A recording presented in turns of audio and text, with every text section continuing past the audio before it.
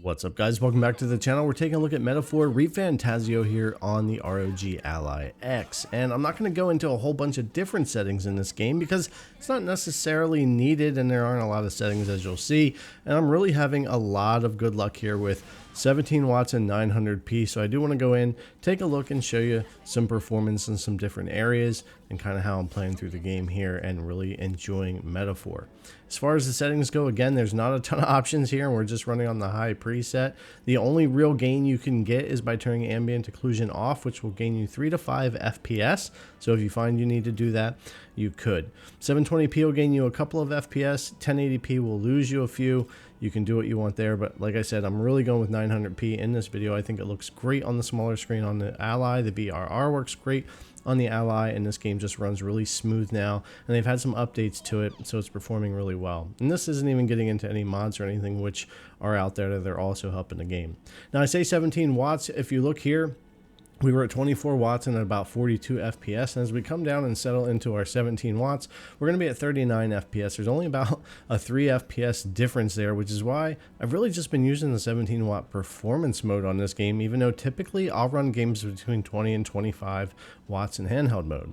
At 30 watts here in another part of the city, we're at 42, and if I take us to our 17 watts, we're at 39 to 40, so only 2 to 3 FPS difference. Again, that's why I'm not worried about sucking up a lot of juice, a lot of battery with this one. It's mostly GPU stuff, not a ton of CPU depending on where you're at, and that's just not really worth it. Now, as far as AMD's fluid motion frames, you could certainly kick those on, lose a few FPS on your baseline, but you'll double that up and get, in this area, 66 FPS, 33 on the base. But for me, it's not really needed in this game. I don't need that much FPS, and in my opinion, it just looks better and feels better without using AF/MF in this, especially since we're not up to AF/MF2 yet on these official drivers from ASUS here for the ROG Ally. But yeah, performance all in all this way, though, looks great. The game doesn't have AA as far as I know still in any form. There are some mods and stuff. That's why I like 900p over 720p, but performance is pretty good. If I were to go to 1080p, these areas that run lower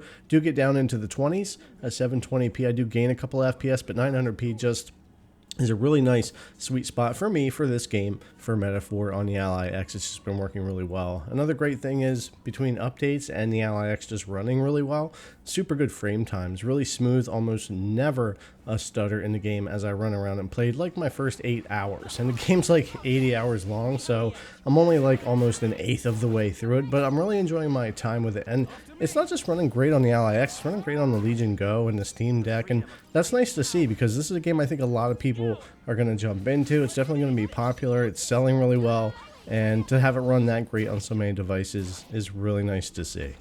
The game has some great animations in combat where you're going in and out of these cutscenes. You've seen them here in the video, and if you've been playing the game, and they're really seamless. They run great. Again, frame times are super clean. There's rarely any jankiness transitioning in and out of these, whether you're in boss fights or otherwise, and it just helps for really smooth gameplay, whether you're locking down your FPS to something like 30 or 40, or just letting it run variable like I would do here, or leaving it uncapped. It works really well, and it makes the game just feel great. It kind of takes the performance issues out of the way. You can get rid of the overlays, boot up the game, and just really enjoy it on the device, and know that pretty much all the time it's going to be smooth gameplay.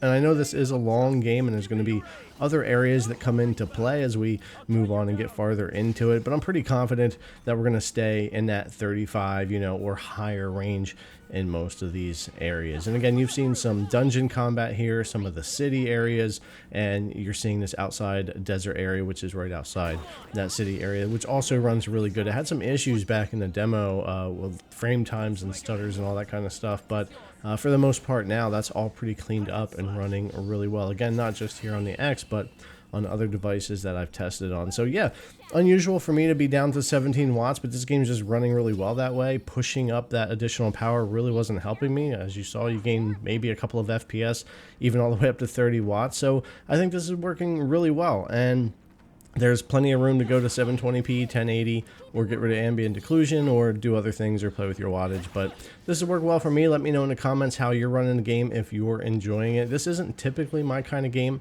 to get into, but I'm actually really hooked on it, really having fun with it. I don't know if I'll make it all the way to the end, but I'll certainly keep playing it here on all the devices and checking it out as I get further in. If I do run into any issues with performance down the road, I'll make some kind of updated video. All right, guys, thanks a lot for coming to check out the video. As always, I really appreciate it, and I'll see you in the next one.